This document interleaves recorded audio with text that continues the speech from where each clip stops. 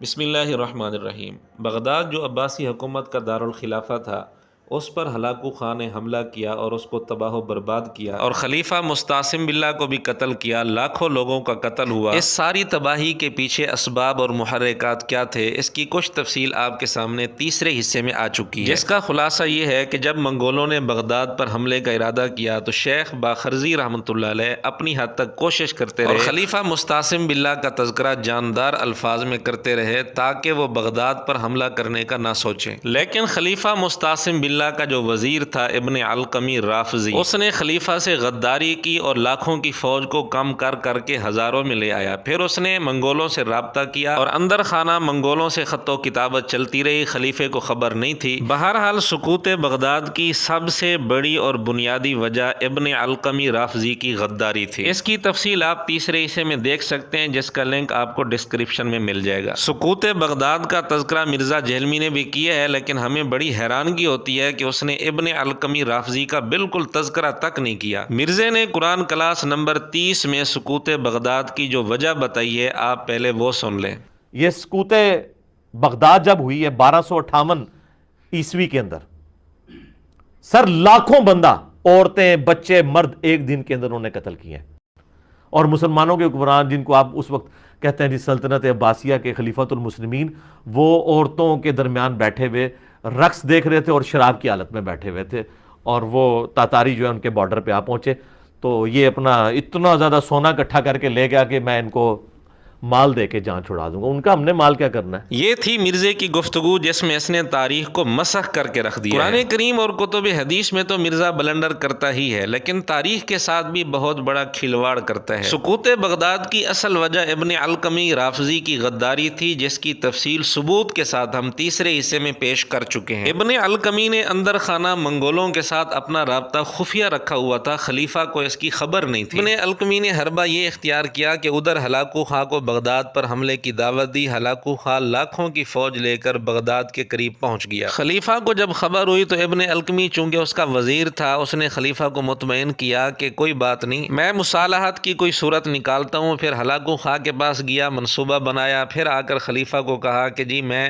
صورت نکال کر آیا ہوں، آپ ہلاکو خان کے پاس جائیں، ہلاکو خان صلح کرنے کے لیے تیار ہے۔ خلیفہ نے ابن علقمی پر اعتماد کیا، اپنے معززین کو لے کر ہلاکو خان کے پاس گیا، لیکن اس کو کوئی معلوم نہیں تھا کہ بغداد پر کتنی بڑی تباہی آنے والی ہے۔ آئیے ہم آپ کو اس واقعہ کی ایک جھلک تاریخ ابن کثیر سے دکھاتے ہیں۔ ابن کثیر لکھتے ہیں کہ چونکہ ابن علقمی کا ہلاکو خان کے ساتھ رابطہ تھا، اس لیے سب سے پہلے ہلاکو خان کے پاس جانے والا یہی ابن علقمی تھا۔ چنانچہ یہ اپنے اہل و عیال، اپنے ساتھی، خادم وغیرہ ان کو ساتھ لے کر باہر نکلا اور ہلاکو خان کے ساتھ اس کی میٹنگ ہوئی۔ پھر بغداد واپس آیا، خلیفہ کو آ کر مطمئن کیا اور اس کو بتایا کہ اس طرح میں نے بات کر لی ہے، آپ ہلاکو خان کے پاس جائیں، وہ صلح کے لیے تیار ہے، اور عراق کی نصف آمدنی اس کی ہوگی، نصف آپ کی ہوگی۔ اس طرح کر کے خلیفہ کو مطمئن کیا، لیکن خلیفہ کو نہیں پتہ تھا کہ یہ سب کچھ میرے خلاف سازش ہو چکی ہے۔ چنانچہ خلیفہ اپنے ساتھ 700 معزز لوگوں کو لے کر، جن میں قاضی بھی تھے، فقہا بھی تھے، اولیاء بھی تھے اور ارکان سلطنت بھی تھے،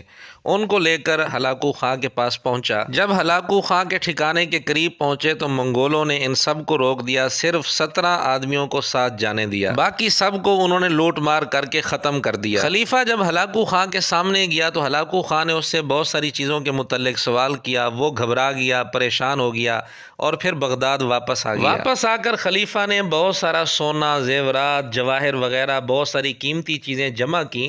ادھر یہ جو رافضی منافق ہلاکو خان کے پاس بیٹھے تھے، ابن علقمی وغیرہ، انہوں نے ہلاکو خان کو مشورہ یہ دیا کہ خلیفہ سے صلح نہیں کریں، اور ابن علقمی نے خاص طور پر ہلاکو خان کے کان بھرے کہ اگر آپ یہ معاہدہ کرتے ہیں نصف آمدنی پر تو 1-2 سال تک یہ معاہدہ چلے گا، اس لیے بہتر ہے کہ خلیفہ کو قتل کر دیا جائے اور بغداد پر قبضہ کر لیا جائے۔ ابن علقمی کی اصل میں یہ ہوس تھی کہ میں بغداد کا حاکم بن جاؤں، لیکن اس کی ہوس بھی پوری نہ ہو سکی۔ اس کی تفصیل تیسرے حصے میں آپ کے سامنے آ چکی ہے۔ اب ہم آپ کے سامنے عینی شاہد کی شہادت پیش کرنا چاہتے ہیں جو سقوط بغداد کے موقع پر موجود تھا، اور اس کے والد ان 17 لوگوں میں شامل تھے جن کو خلیفے کے ساتھ آگے جانے کی اجازت ملی تھی ہلاکو خان کے پاس۔ وہ ہیں جمال الدین سلیمان بن رتلین حنبلی، حافظ ذہبی سیر اعلام النبلاء میں ان کے حوالے سے لکھتے ہیں کہ ہلاکو خان 2 لاکھ کی فوج لے کر آیا اور آ کر خلیفہ کو طلب کیا۔ خلیفہ 700 معزز لوگوں کے ساتھ بغداد سے باہر آیا۔ جب یہ قریب پہنچے تو 17 لوگوں کے علاوہ باقی سب کو قتل کر دیا گیا۔ 17 لوگوں کو ساتھ جانے کی اجازت ملی۔ ان 17 لوگوں کو ایک الگ خیمے میں رکھا گیا، خلیفے کو الگ خیمے میں رکھا گیا۔ جمال الدین کہتے ہیں کہ میرے والد نے کہا کہ خلیفہ ہمارے پاس رات کے وقت آتا تھا اور کہتا تھا میرے لیے دعا کرو۔ ایک دن ایسا اتفاق ہوا کہ خلیفہ کے خیمے پر ایک پرندہ آ کر بیٹھا۔ ہلاکو نے اس کو طلب کیا اور ہلاکو نے پوچھا یہ پرندہ کیوں آیا تھا۔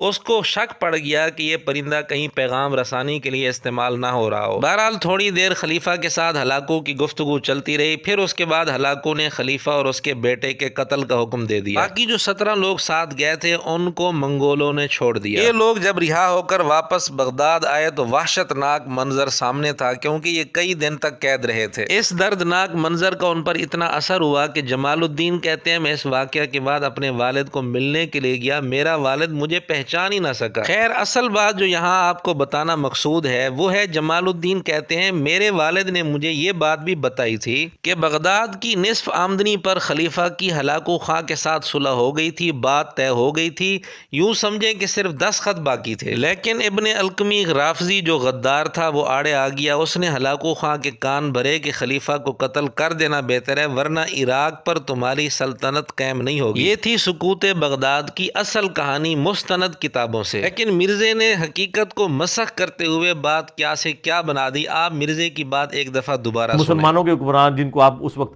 کہتے ہیں جی سلطنت عباسیہ کے خلیفۃ المسلمین، وہ عورتوں کے درمیان بیٹھے ہوئے رقص دیکھ رہے تھے اور شراب کی حالت میں بیٹھے ہوئے تھے، اور وہ تاتاری جو ہے ان کے بارڈر پہ آ پہنچے تو یہ اپنا اتنا زیادہ سونا اکٹھا کر کے لے گیا کہ میں ان کو مال دے کے جان چھڑا دوں گا۔ ان کا ہم نے مال کیا کرنا ہے؟ اندازہ کریں مرزا کتنا بڑا بلنڈر کر رہا ہے۔ صلح بالکل ہو گئی تھی، بات طے ہو گئی تھی، ابن القمی غدار درمیان میں رکاوٹ بن گیا۔ اس حقیقت کا مرزے نے تذکرہ تک نہیں کیا، اور ایسی بات بالکل نہیں ہے کہ جب خلیفہ مال لے کر گیا تو ہلاکو خان نے فوراً ہی کہہ دیا کہ ہمیں مال کی ضرورت نہیں ہے۔ یعنی مرزے نے اپنے نسبی آبا و اجداد کی بات بھی صحیح نہیں بتائی، اور روحانی آبا و اجداد جو غدار تھے ابن القمی رافضی جیسے، ان کی حقیقت سے پردہ اٹھانا بھی گوارا نہیں کیا۔ چونکہ اس کلپ کا وقت زیادہ ہو رہا ہے، اس لیے خلیفے کے متعلق مرزے نے جو بات کی ہے اس پر تبصرہ اگلے حصے میں آپ کے سامنے انشاءاللہ کریں گے۔